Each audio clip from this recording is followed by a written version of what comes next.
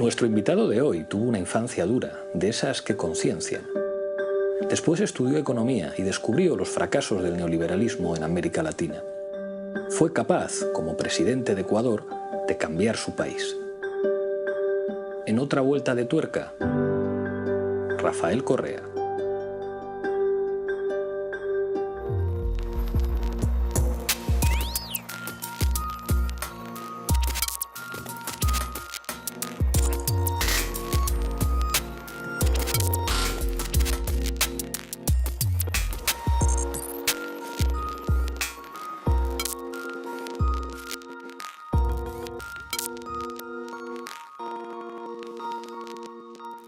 Rafael Correa, bienvenido a otra vuelta de tuerca, un honor. Gracias, Pablo, qué gusto verte. En este programa siempre empezamos preguntando por la infancia. Yo sé que la infancia de Rafael Correa no fue fácil. ¿Cómo era de niño? Fue una infancia dura, pero feliz, ¿no? Yo no vi a mi padre 3 años y medio, de los 5 hasta los 8 años y medio. Apenas llegó, a los 6 meses, mis padres se divorciaron. Éramos muy pobres, sobre todo esa pobreza cuando no corresponde a tus relaciones, ¿no? Estaba en un colegio privado, pero yo estaba becado, entonces mis amigos tenían casa en la playa, nosotros teníamos mi casa en Guayaquil, alquilábamos una casa muy precaria, no teníamos ni televisión. Pero nunca mis padres, eso fue un acierto, me hicieron sentir que carecíamos de algo y por el contrario, nos creíamos muy afortunados y en general te puedo decir fue una infancia dura, pero muy feliz.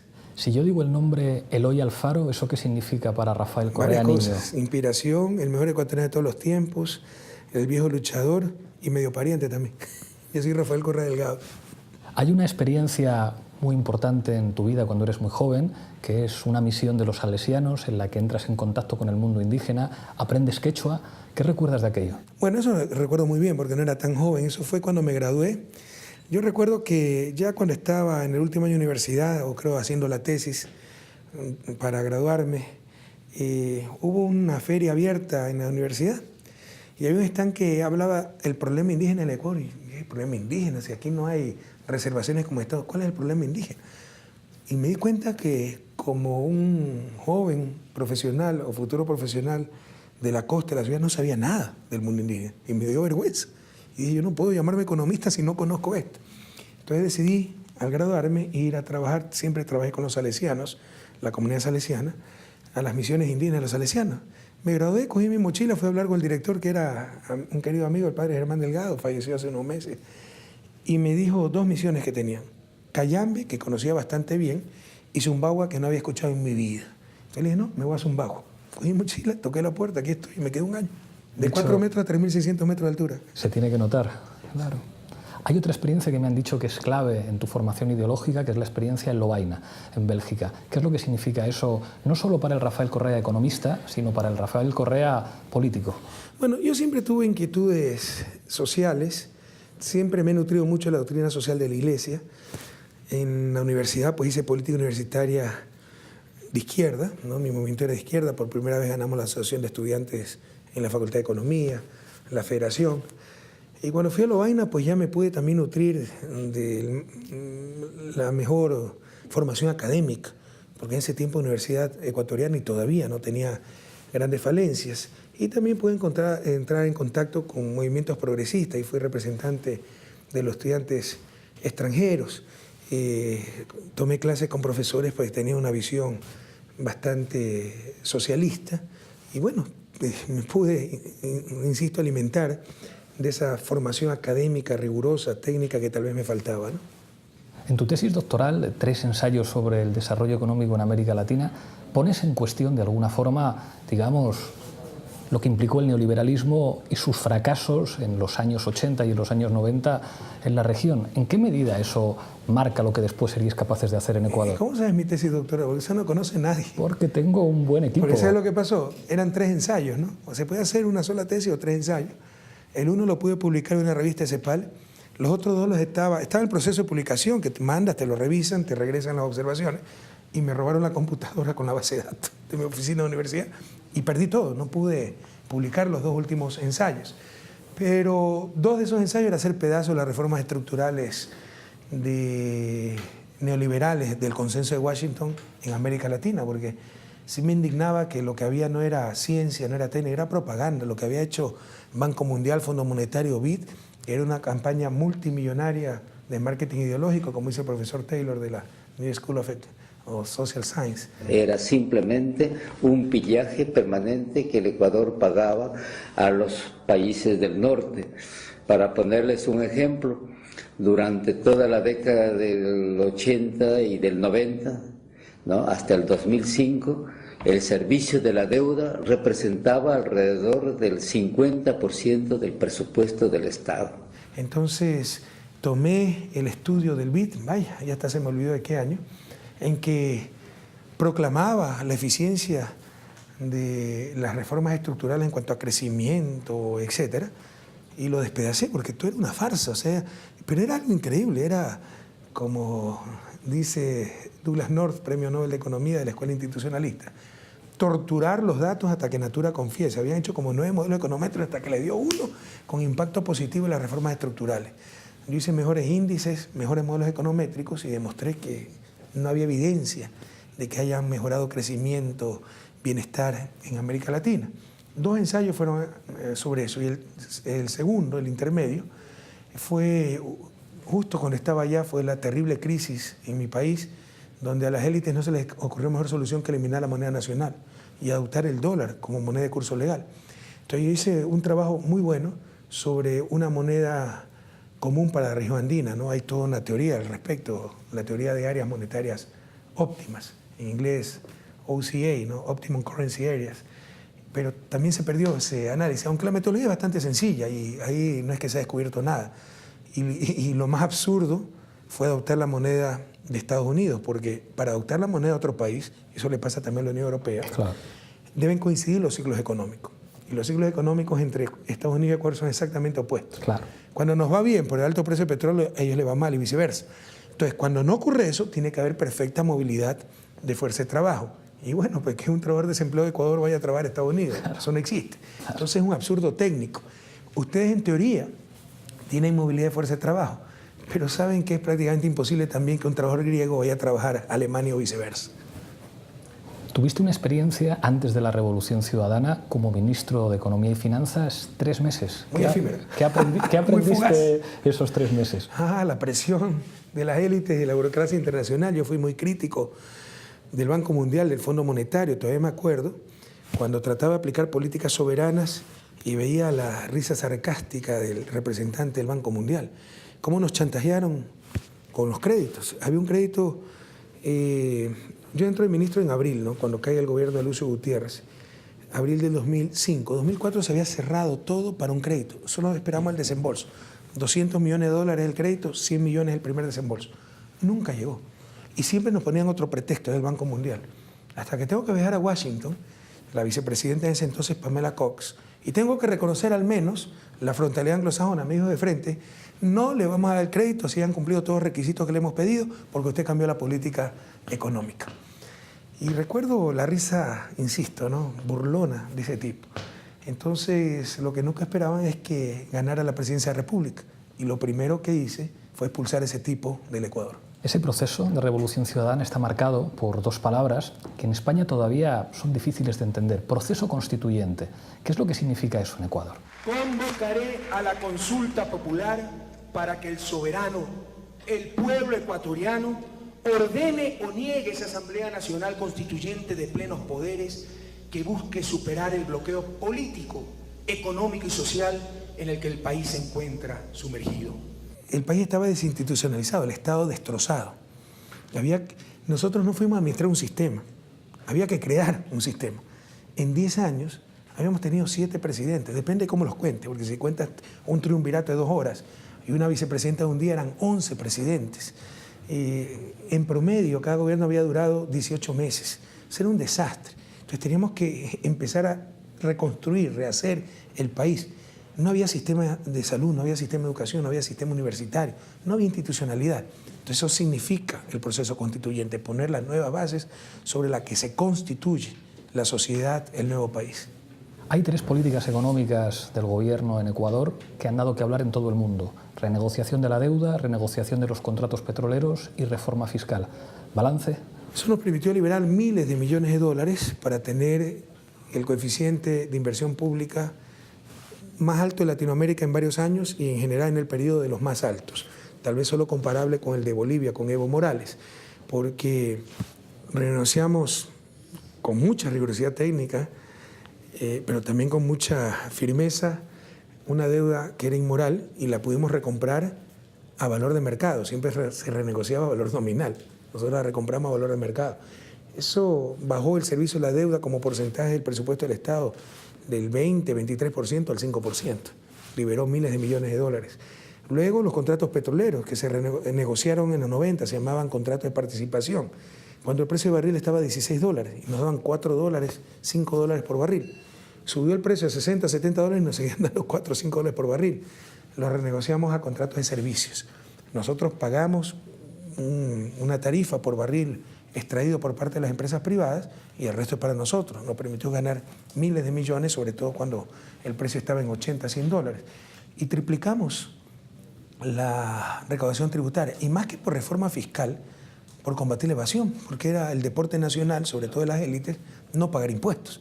Entonces, del incremento, hay estudios técnicos, econométricos, del incremento en la recaudación, 92% es por mayor eficiencia, solo 8% es por nuevos impuestos. Se habla también mucho de la relación con China, que tiene implicaciones geopolíticas y que ha sido determinante en la política del Ecuador. Te quiero preguntar por el balance de esa relación, digamos, nueva, diferente, con un actor geopolítico fundamental que está creciendo como es China. Bueno, sobre China, mira, nosotros somos ejemplo en América Latina de la relación con China. Para el tamaño del país, probablemente es la mejor y más intensa relación. Lo que pasa es que nuestras élites ya no saben qué criticar y son bastante discriminatorias, ¿no? Si los gringos nos tratan la patada, no importa, porque son coloraditos, altos, pero con los chinos, llegar a convenios, etc. Pero gracias al financiamiento chino hemos cambiado la realidad del país, ¿no? Los multipropósitos, las hidroeléctricas, la inversión china en Ecuador y el financiamiento es determinante. Y la deuda con China no es ni la tercera parte de la deuda externa, que además en total no es ni el 26% del PIB. La deuda pública, no solo deuda externa, sino con el sector privado, será un 28%, en España 100%, pero no, como no tienen qué más criticar, asustan a la gente por el sobreendeudamiento y que el país está entregado a China. Todo es una gran mentira, ¿no? Os enfrentasteis a un golpe de Estado. ¿Qué significa gobernar y sentir presiones internas pero también externas? Bueno, eso es gobernar, estar sujeto permanentemente a presiones y gobernar en función de las grandes mayorías, ¿no? Yo te diría que una cosa fundamental que ha hecho la Revolución Ciudadana es cambiar las relaciones de poder. Siempre nos dominaron unas élites. La crisis de 1999 fue terriblemente mal manejada porque el gobierno estaba absolutamente entregado a la banca, era un gobierno de los banqueros. Ahora hemos manejado extremas dificultades económicas, pero en función del bien común, porque el poder está en las grandes mayorías. Entonces, por ejemplo, tú te refieres al 30 de septiembre del 2010, cuando aprovechando una insubordinación policial asusada por la prensa, por la oposición, con mala información, por una nueva ley, mintieron sobre la ley. El mejor síntoma de que para ratificarte en que tienes razón y los otros están equivocados, es cuando tienen que mentir para criticarte. Mintieron, engañaron, ¿ya? Hicieron sublevar a una parte, con mucha brutalidad, una parte de la fuerza policial, no pasaron de 1.000, y son 40.000 policías, pero patearon ciudadanos, disparaban, hirieron a mucha gente. Hay gente discapacitada en forma permanente y hubo 5 muertos en los enfrentamientos. Y yo fui retenido cuando fui a un cuartel policial sin saber la dimensión del problema, creyendo que era una simple mala información que aclarando las cosas se iba a solucionar, pero había todo un plan atrás para desestabilizar al gobierno, ¿no? La oposición llamó a las calles a los ciudadanos, salieron, pero para defender al gobierno. Se tomaron los canales públicos, se tomaron el aeropuerto, se tomaron la asamblea, se tomaron carreteros, etcétera, ¿no? Querían desestabilizar al gobierno y no lo lograron. Pero a mí, al ir a ese canal, a ese cuartel policial, yo estaba recién operado, tenía 24 puntos en una rodilla, mi rodilla derecha, caminaba con bastón y con dificultad. Me lanzaron gases lacrimógenos, empujones, me desvanecí. Me llevaron a emergencia al hospital policial que está al lado de ese cuartel y después me subieron al 3er piso, donde esta gente varias veces trató de tumbar la puerta para liquidarnos. Y yo dije claramente, salgo de aquí como presidente o como cadáver, pero yo no cedo en absolutamente nada.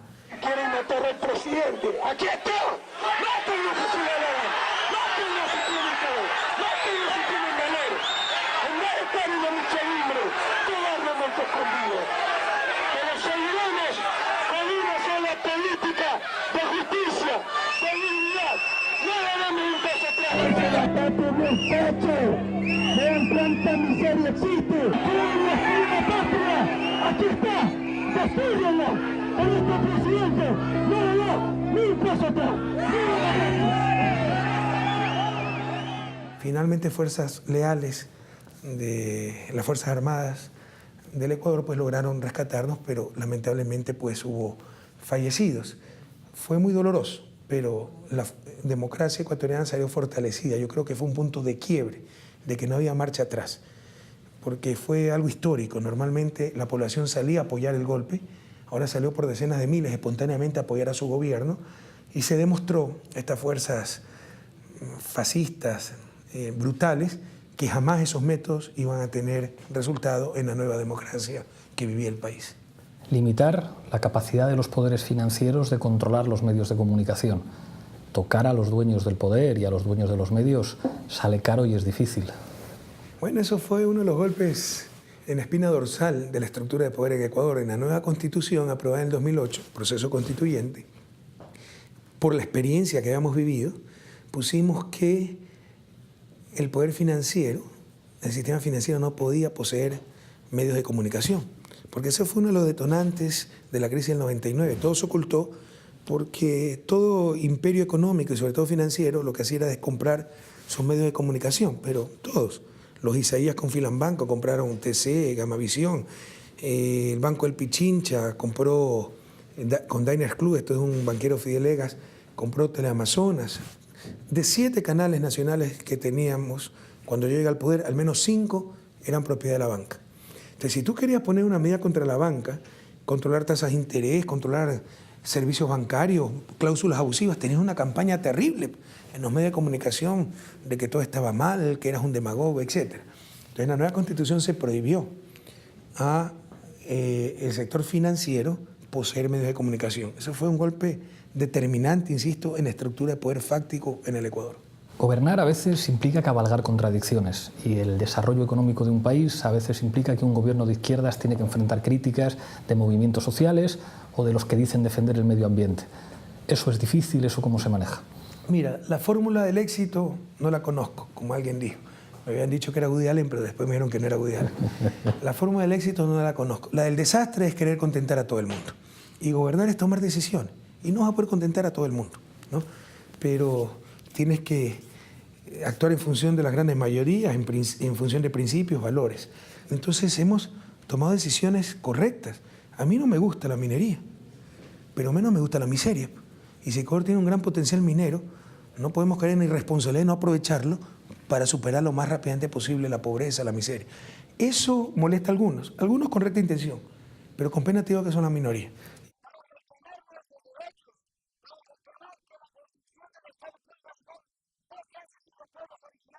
La mayoría son politiqueros que caen en terribles contradicciones y lo que quieren es, con cada decisión que tome el gobierno, desgastarnos lo más posible.